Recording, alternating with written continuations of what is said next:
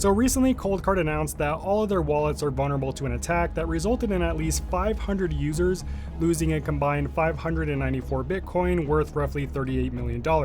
This type of remote attack has never happened with any hardware wallet before, so this is a first. But is ColdCard the only wallet affected by this vulnerability? What are some good alternatives?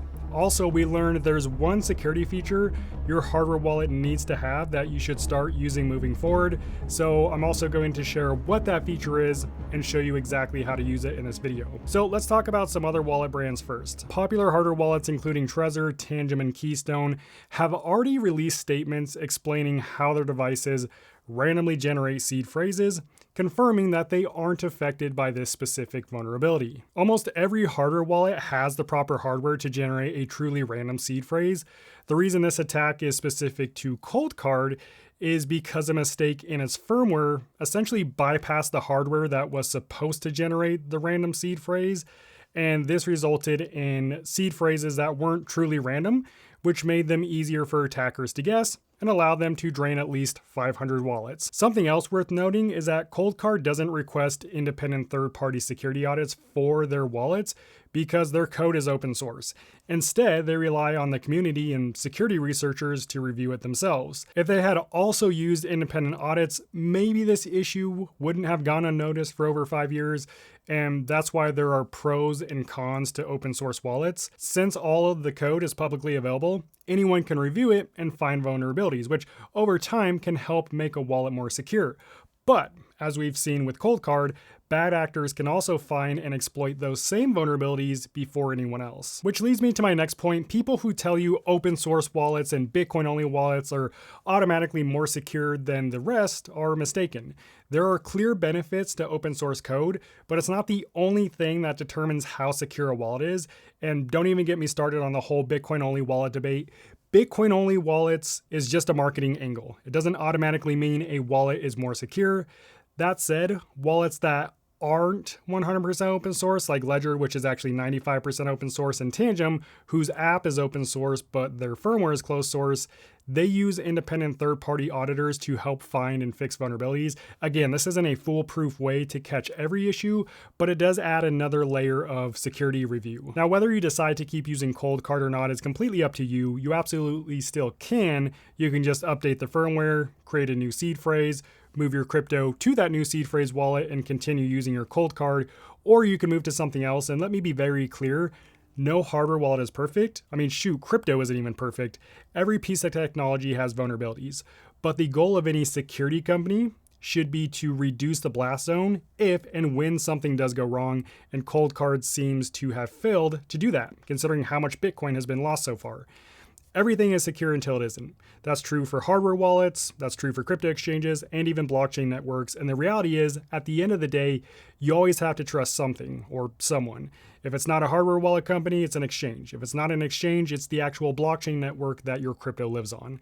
There's always some layer of trust we rely on, and that's not going to change. But I'm hoping this has been an eye-opening experience and help people realize that no one should be loyal to a wallet brand just because. So I'm going to share some really good alternatives for ColdCard for securing your crypto. I've tested over 40 different cold wallets, so I have a good idea of which ones give you the security and user experience many of us are looking for.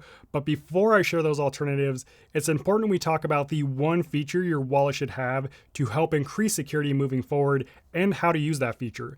The main feature that can protect you, even in a situation like this where the seed phrase itself is exposed, a passphrase, also known as a hidden wallet, is the feature you need. This feature lets you create your own additional word or phrase and add it to your standard 12 or 24 word seed phrase. By doing this, you create a completely separate wallet with an extra layer of security that's virtually impossible to guess. To access that passphrase wallet, you need both your original seed phrase and the passphrase you created.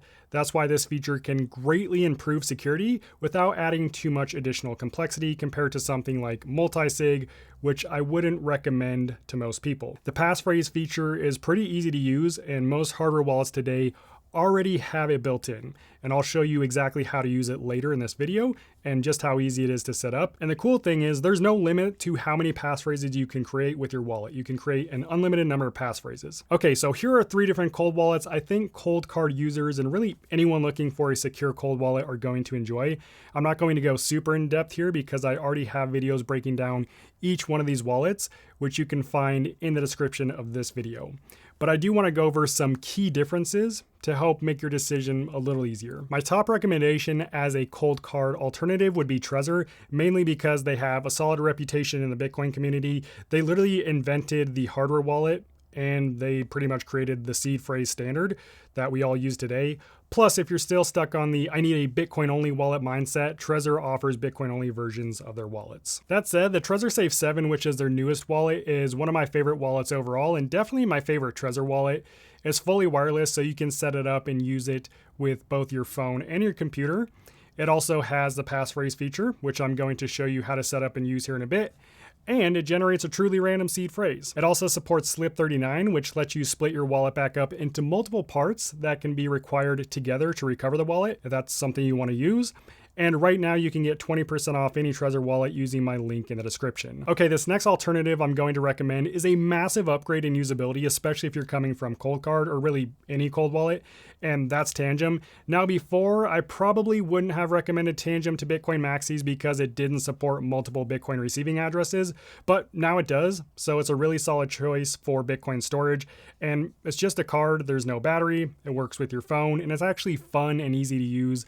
And yes, Tangem also has the passphrase feature, and I'll link my how-to video for that feature down in the description if you want to learn how it works with Tangem.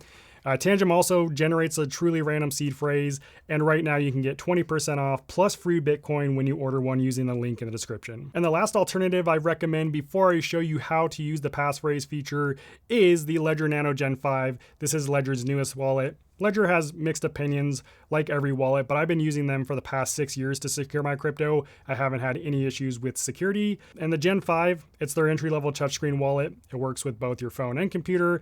It also has the passphrase feature.